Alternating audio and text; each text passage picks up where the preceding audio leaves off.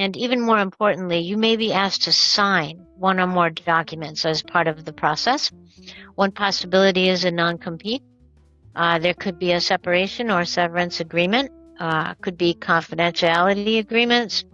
You typically will not be expected to sign those documents that day, and it is imperative that you not rush your review of these documents. Be aware that sometimes these need to be signed in order for you to receive severance, outplacement, or any other discretionary assistance.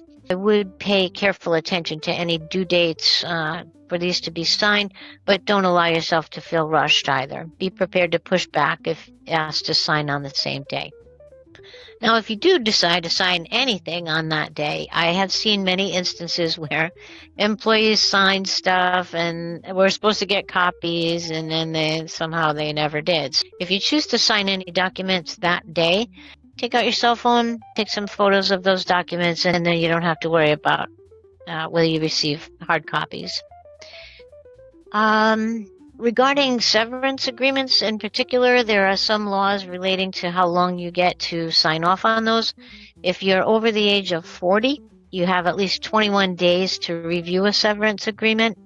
And if it's a group layoff, that increases to 45 days.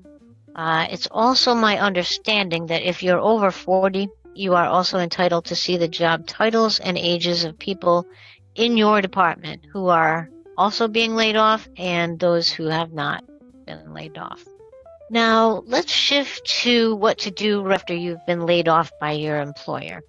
First, I would email thank you notes to people at your former employer that you want to remain on good terms with, especially if you feel like you want to use them as a reference.